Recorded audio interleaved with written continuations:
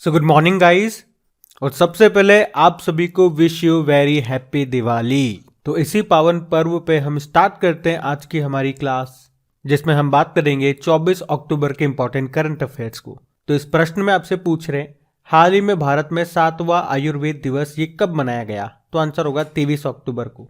तो आयुर्वेद दिवस ये धन्वंतरी जयंती को मनाया जाता है।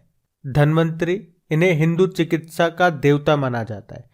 इस दिन को आयुष मंत्रालय के द्वारा मनाया जाता है। वैसे हमारे आयुष मंत्री कौन है? सर्बानंद सोनोवाल है। इस दिन को पहली बार 2016 में मनाया गया था। ये इस बार इसका 7वां संस्करण है। और थीम क्या है इस बार की? हर दिन हर घर आयुर्वेद। चलो मुझे एक प्रश्न का उत्तर दो। अभी दिसंबर 2022 में नवा वर्ल्ड आयुर्वेद कांग्रेस और आरोग्य एक्सपो का आयोजन ये कहाँ पे होगा? तो आंसर होगा गोवा में। और अगर आपसे पूछा जाए कि वर्ल्ड हेल्थ ऑर्गेनाइजेशन ने global centre for traditional medicine कहाँ पे खोला? तो आंसर होगा जामनगर, गुजरात में। अगर आपसे पूछे कि अभी किसे यूके संसद के द्वारा आयुर्वेद रत्न अवार्ड से सम्मानित किया गया? तो आप कहोगे तनुजा नेसारी को। और अगर आपसे पूछा जाए कि आयुर्वेद को बढ़ावा देने के लिए किसने देवारण्य योजना को शुरू किया? मध्य प्रदेश ने। और इसी तरह से आयुर्वेद की जड़ी बूटियों के उपयोग को बढ़ावा देने के लिए किस राज्य ने घर घर औषधि योजना को शुरू किया था? तो आंसर होगा राजस्थान ने। अब ये डे वाला क्वेश्चन है, तो चलो अक्टूबर के जितने भी इंपॉर्टेंट डेज हैं एक बार उनका हम फटाफट से रिवीजन कर लेते हैं। तो 1 अक्टूबर को अंतर्राष्ट्रीय वृद्धजन दिवस मनाया, international day of older person. 1 अक्टूबर को वर्ल्ड वेजिटेरियन डे, विश्व शाकाहारी दिवस, इंटरनेशनल कॉफी डे और राष्ट्रीय पेंशन प्रणाली दिवस मनाया। 2 अक्टूबर को एक तो विश्व कृषि पशु दिवस मनाया और स्वच्छ भारत दिवस भी मनाया। अक्टूबर को विश्व पर्यावास दिवस, वर्ल्ड हैबिटेट डे मनाया। 4 अक्टूबर को वर्ल्ड एनिमल डे। 5 अक्टूबर को वर्ल्ड टीचर डे और नेशनल डॉल्फिन डे भी मनाया। 7 अक्टूबर को वर्ल्ड कॉटन डे और विश्व मुस्कान दिवस मनाया, जो कि अक्टूबर के पहले शनिवार को होता है। 8 अक्टूबर को इंडियन एयरफोर्स डे होता है। 9 अक्टूबर को विश्व डाक दिवस होता है। 10 अक्टूबर को विश्व मानसिक स्वास्थ्य दिवस, वर्ल्ड मेंटल हेल्थ डे। 11 अक्टूबर को अंतर्राष्ट्रीय बालिका दिवस। 12 अक्टूबर को एक तो विश्व गठिया दिवस यानी कि वर्ल्ड आर्थराइटिस डे। और 12 अक्टूबर को पहला विश्व स्लॉथ बियर दिवस मनाया। 13 अक्टूबर को अंतर्राष्ट्रीय आपदा न्यूनीकरण दिवस मनाया। 14 अक्टूबर को अंतर्राष्ट्रीय ई कचरा दिवस मनाया। 16 अक्टूबर को वर्ल्ड फूड डे। 17 अक्टूबर को अंतर्राष्ट्रीय गरीबी उन्मूलन दिवस मनाया। 20 अक्टूबर को वर्ल्ड ऑस्टियोपोरोसिस डे मनाया और 20 अक्टूबर को ही वर्ल्ड स्टैटिस्टिक डे भी मनाया था। तो ये भी आप डेज याद रखना, पढ़ते हैं आगे। चलो बताओ, हाल ही में पहले प्रवासी निगरानी प्रणाली का उद्घाटन ये कहाँ पे किया गया? तो आंसर होगा मुंबई में। तो देश के पहले माइग्रेशन मॉनिटरिंग सिस्टम, इसका उद्घाटन मुंबई में किया गया। तो इस सिस्टम की मदद से एक ही स्थान पर प्रवासी गर्भवती महिलाओं, स्तनपान करने वाली माताओं और बच्चों के बारे में जानकारी तुरंत मिल जाएगी। तो जब सरकार के पास इनका डेटा होगा तो इससे उनको लाभ पहुंचाने वाली सरकारी योजनाओं को लाया जा सकेगा। और इस सिस्टम को महाराष्ट्र महिला एवं बाल विकास मंत्री मंगल प्रभात लोढ़ा ने लॉन्च किया है और इसे महिला व बाल विकास विभाग ने विकसित किया है। अच्छा, माइग्रेशन से एक डे आपको याद आएगा। एक तो इंटरनेशनल माइग्रेशन डे होता है, अंतर्राष्ट्रीय प्रवासी दिवस, वो हम 18 दिसंबर को मनाते हैं। एक वर्ल्ड माइग्रेटरी बर्ड डे होता है, विश्व प्रवासी पक्षी दिवस, जो कि साल में 2 बार मनाया जाता है, मई और अक्टूबर के दूसरे शनिवार को। तो इस बार हमने इसे 14 मई और 8 अक्टूबर को मनाया है। अच्छा, अब यहाँ पे जो चीजें देश या विदेश में पहली बार हुई है उससे संबंधित कुछ करंट अफेयर्स के प्रश्न मैं आपसे पूछता हूं, आप आंसर देने की कोशिश करना। पहले आप बताओ, भारत के बाहर पहला आईआईटी कहां पे खुलेगा? तो आंसर होगा यूनाइटेड अरब अमीरात में। और अगर पूछे कि भारत के बाहर पहला योग विश्वविद्यालय कहां पे खुला? अमेरिका में, स्वामी विवेकानंद जी के नाम पे रखा गया उसका नाम। और अभी हमने पढ़ा था महात्मा गांधी जी के जीवन और संदेशों को समर्पित पहला संग्रहालय ये कहां पे बना है? अमेरिका में ही। अच्छा, भारत का पहला स्वदेशी विमान वाहक पोत का नाम क्या है? आईएनएस विक्रांत है। और यह भी याद रखो, उसे किसने बनाया? कोचिन शिपयार्ड लिमिटेड ने। और अगर आपसे पूछा जाए भारत की पहली और एकमात्र परमाणु संचालित बैलिस्टिक मिसाइल पनडुब्बी, क्या नाम है? आईएनएस अरिहंत। और बताओ, मेडिकल की पढ़ाई हिंदी में शुरू करने वाला भारत का पहला राज्य कौन सा बना? मध्य प्रदेश बना है। और बताओ भारत का पहला लिक्विड मिरर टेलीस्कोप स्थापित किया गया, तो आंसर होगा उत्तराखंड में। और बताओ अपना जैव विविधता रजिस्टर पाने वाला पहला मेट्रो शहर कौन सा बना, तो आंसर होगा कोलकाता। अच्छा, अगर आपसे पूछा जाए कि भारत के पहले बायोगैस संचालित इलेक्ट्रिक व्हीकल चार्जिंग स्टेशन का उद्घाटन कहां पे किया गया था, तो आंसर होगा मुंबई में। और पहला अतुल्य भारत अंतरराष्ट्रीय क्रूज सम्मेलन 2022 का आयोजन कहां पे किया गया, वो भी मुंबई में। और आपको याद होगा यूनाइटेड नेशन ने मुंबई और हैदराबाद को tree city of the world के रूप में मान्यता दी है। और पूछे कि 2050 तक शुद्ध शून्य कार्बन उत्सर्जन का लक्ष्य निर्धारित करने वाला पहला दक्षिण एशियाई शहर कौन सा बना था, तो भी आंसर होगा मुंबई। उसके अलावा याद रखना 2023 में अंतरराष्ट्रीय ओलंपिक समिति सत्र की मेजबानी करेगा मुंबई। भारत की पहली वाटर टैक्सी सेवा का उद्घाटन कहां पे किया गया था, मुंबई में। बुलेट ट्रेन कहां से कहां चलेगी, मुंबई से अहमदाबाद। और बुलेट ट्रेन का पहला स्टेशन कहां पे तैयार हो रहा है, सूरत में। अच्छा, मुंबई किस द्वीप पर स्थित है, सालसेट द्वीप पर। और किस नदी के मुहाने यानी कि किनारे पर, तो उल्हास नदी। मुंबई के साथ में दो दर्रे आपको याद रखने, एक है थाल घाट दर्रा जो कि मुंबई को नासिक से जोड़ता है, दूसरा है भोर घाट दर्रा जो कि मुंबई को पुणे से जोड़ता है। तो इतने पॉइंट्स आप यहां से याद रखें, इंपॉर्टेंट रहेंगे आप सभी के लिए। बढ़ते आगे, फिर बताओ भारत का पहला ऊर्ध्वाधर लिफ्ट पुल जिसका नाम है पंबन रेल पुल, ये किस राज्य में बनाया जा रहा है, तो आंसर होगा तमिलनाडु में। तो ये है पंबन रेल ब्रिज, ये तमिलनाडु में बन रहा है। और ये भारत की मुख्य भूमि को रामेश्वरम से जोड़ेगा। ये नया वर्टिकल लिफ्ट सी ब्रिज जल्दी बन करके तैयार हो जाएगा और ये पुल सेंसर रोलिंग लिफ्ट पर काम करेगा। मतलब 90 डिग्री के कोण पर ऊपर की ओर ये खुल जाएगा। मतलब जब जहाज यहां से निकलने होंगे तो ये पुल ऊपर हो जाएगा, खुल जाएगा तो जहाज निकल जाएंगे। जब ट्रेन को निकलना होगा तो ये पुल बंद हो जाएगा, इसके ऊपर से ट्रेन निकल जाएगी। तो याद रखना, इस तरह से ये देश का पहला वर्टिकल लिफ्ट सी ब्रिज होगा। अच्छा बताओ अटल सेतु का निर्माण कहां पे किया गया, अहमदाबाद में, साबरमती नदी पर। और आपने पढ़ा था अभी कि आंध्र प्रदेश और तेलंगाना में किस नदी पर केबल स्टे कम सस्पेंशन ब्रिज बनेगा, जो कि दुनिया में अपनी तरह का दूसरा और भारत का पहला होगा, तो आंसर होगा कृष्णा नदी पर। चलो एक और प्रश्न का उत्तर दो, जो भारतीय रेलवे है ये कहां पर देश का पहला केबल रेल ब्रिज बना रहा है, तो आंसर होगा जम्मू कश्मीर में। और अभी किस देश ने दुनिया का सबसे लंबा कांच का पुल बनाया था, तो आंसर होगा वियतनाम ने, जिसकी लंबाई थी 632 मीटर, जिसको कहा गया व्हाइट ड्रैगन। और याद है आपको महाराष्ट्र के नागपुर में सबसे लंबा डबल डेकर फ्लाईओवर बनाने का रिकॉर्ड बना है, जिसकी लंबाई है 3.14 किलोमीटर। और नीदरलैंड की जो कैपिटल है एम्स्टर्डम, वहां पे दुनिया का पहला 3D प्रिंटेड स्टील पुल बना करके स्थापित किया गया। अच्छा बताओ दुनिया का सबसे लंबा सस्पेंशन ब्रिज ये कहां पे खुला, चेक रिपब्लिक, चेक गणराज्य में, जिसका नाम है स्काई ब्रिज 721 इसकी लंबाई है, 721 मीटर। तो ये पॉइंट्स भी याद रखना आप। बढ़ते आगे, चलो फिर बताइए अभी हाल ही में जारी सेंटी मिलेनियर रिपोर्ट 2022 में भारत का स्थान क्या है, तो आंसर होगा तीसरे नंबर पर है। सेंटी मिलेनियर रिपोर्ट 2022, सेंटी का मतलब क्या होता है, 100।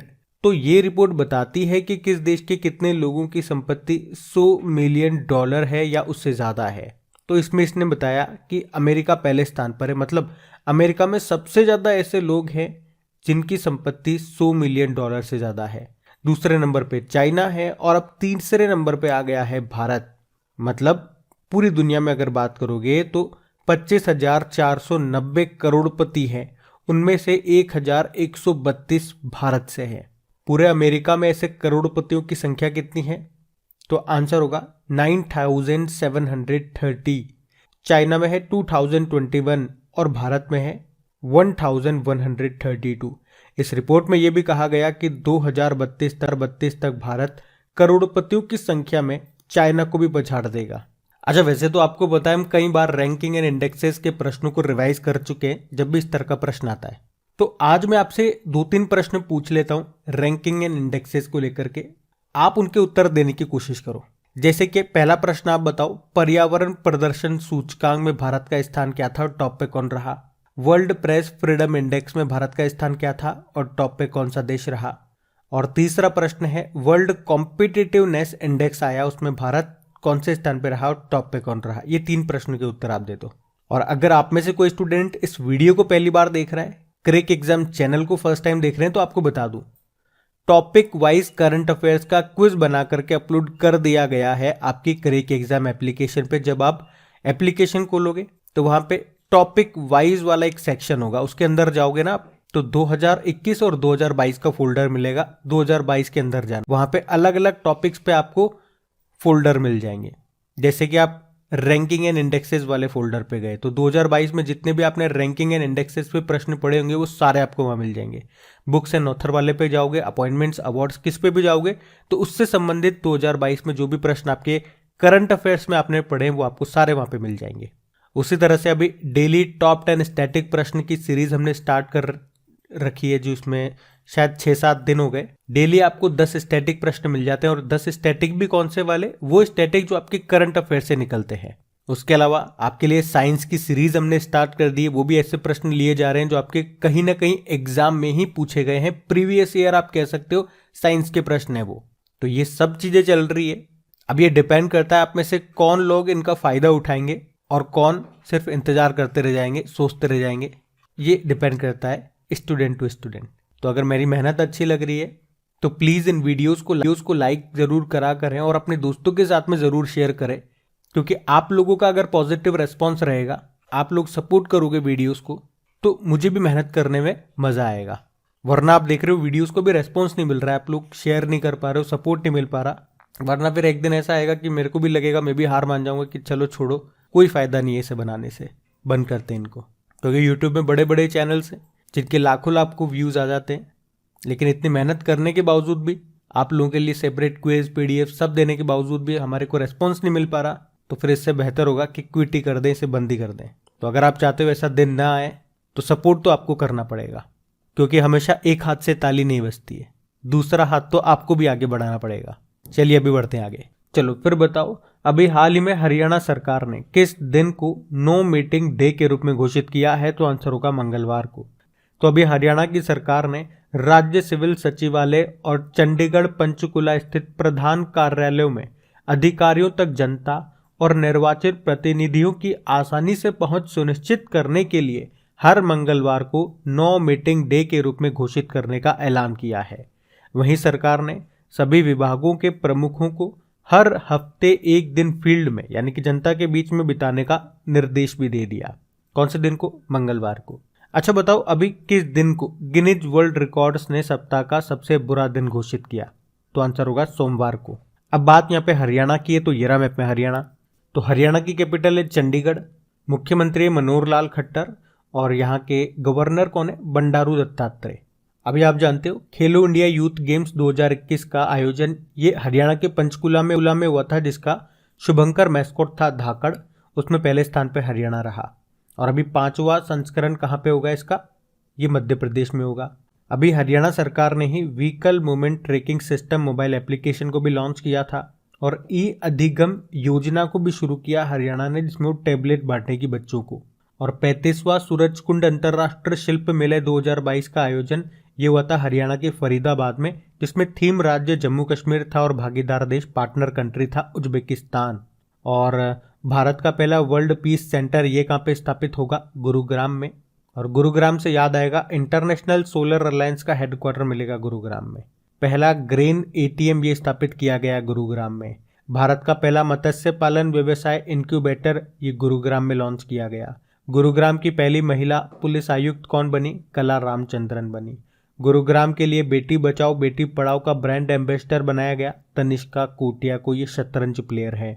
और हरियाणा सरकार ने ही मातृशक्ति उद्यमिता योजना को शुरू किया था। तो ये सारे पॉइंट्स आप याद रखना। बढ़ते आगे। चलिए फिर बताइए, यूरोपीय संसद का वार्षिक सखारोव पुरस्कार ये किस देश के लोगों को दिया गया? तो आंसर होगा यूक्रेन।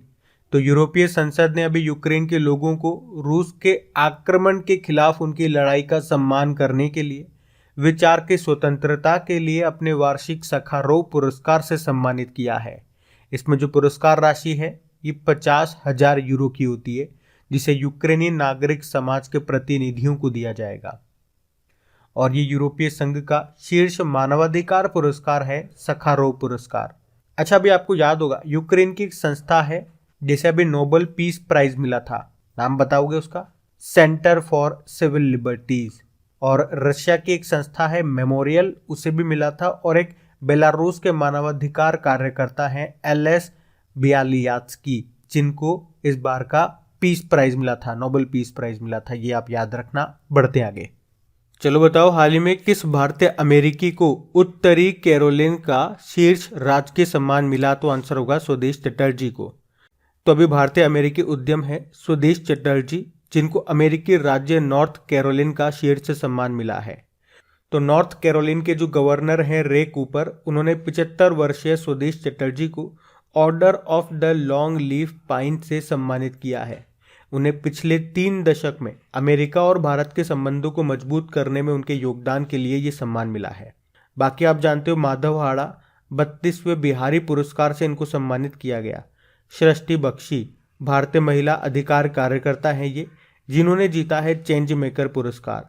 और डॉक्टर असगर वजाहत 31वां व्यास सम्मान जीता इन्होंने। अच्छा, एक शशि थरूर का नाम याद रखना। चलो बताओ, अभी इन्हें किस देश का सर्वोच्च नागरिक सम्मान मिला था? तो आंसर होगा फ्रांस का। अभी B.R. अम्बेडकर के ऊपर भी एक इन्होंने बुक लिखी है जिसका नाम है अम्बेडकर अ लाइफ। अच्छा बताओ, अभी शशि थरूर को हरा करके कौन कांग्रेस के नए अध्यक्ष बन गए? तो आंसर होगा मल्लिकार्जुन खड़गे। याद रखना ये सब। बढ़ते आगे। फिर बताइए, अभी संयुक्त राष्ट्र बहुआयामी गरीबी सूचकांक के अनुसार दुनिया भर में सबसे ज्यादा गरीब लोग किस देश में हैं? तो आंसर होगा भारत। तो अभी यूनाइटेड नेशन डेवलपमेंट प्रोग्राम ने मल्टी डायमेंशनल पॉवर्टी इंडेक्स को लॉन्च किया है, जिसके अनुसार 2005-06 और 2019-21 के बीच भारत में गरीब लोगों की संख्या में लगभग 41.5 करोड़ रुपए की गिरावट आई है। फिर भी भारत में दुनिया भर में सबसे ज्यादा गरीब लोग हैं। कितने हैं? 228.9 मिलियन लोग हैं। भारत के बाद नाइजीरिया का स्थान आता है।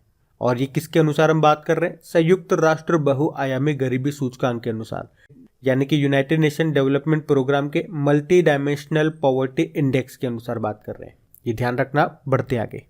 चलो बताओ, हाल ही में किसने पहला ग्लोबल पुलिस मेटावर्स लॉन्च किया है? तो आंसर होगा इंटरपोल ने। अभी आप लोगों को याद हो तो हमने पढ़ा था कि इंटरपोल की अभी 90वीं बैठक का आयोजन कहाँ पे हुआ? भारत में कहाँ पे? नई दिल्ली में हुआ। और हमने पढ़ा भी था पिछली बार ये बैठक भारत में कब हुई थी? 1997 में। उसके बाद अब 2022 में हो रही है। तो अभी यहीं पे पहला ग्लोबल पुलिस मेटावर्स लॉन्च किया गया, जिसका मकसद क्या है? दुनिया भर की पुलिस को एक दूसरे से जोड़ना, जिसके थ्रू वे अपनी अपनी जगह से ही आपस में आराम से इंटरेक्ट कर सकें। इंटरपोल की फुल फॉर्म क्या होती है? International criminal police organisation. स्थापना होती है 1923 में। हेडक्वार्टर मिलेगा लियोन फ्रांस में। और प्रेसिडेंट कौन है? अहमद नसर अल रईसी। और फेसबुक ने अपना नाम बदल के क्या रखा था? मेटा। और मेटावर्स में प्रवेश करने वाला पहला बैंक कौन सा बना? JP Morgan bank. ध्यान रखना। बढ़ते आगे। चलो बताओ, unite for universal hand hygiene ये किस अंतरराष्ट्रीय दिवस की थीम है? Global hand washing day. तो ग्लोबल हैंड वॉशिंग डे ये हमने 15 अक्टूबर को मनाया और दुनिया भर में मनाया जाता है इसको, जिसका उद्देश्य क्या है? बीमारियों को रोकने के लिए एक प्रभावी और किफ़ायती तरीके के रूप में साबुन से हाथ धोने के महत्व के बारे में जागरूकता और समझ बढ़ाना, जिसकी थीम है ये unite for universal hand hygiene. तो अब बात करेंगे कल के वीडियो में पूछे गए प्रश्न के उत्तर की। तो कल के वीडियो में आपसे पूछा गया था कि अभी किस IIT ने 2021-22 के लिए राष्ट्रीय बौद्धिक संपदा पुरस्कार जीता? तो आंसर होगा IIT मद्रास ने। आप सभी ने प्रश्न का बिल्कुल सही उत्तर दिया है। क्विज बना करके अपलोड कर दिया गया इन सभी का।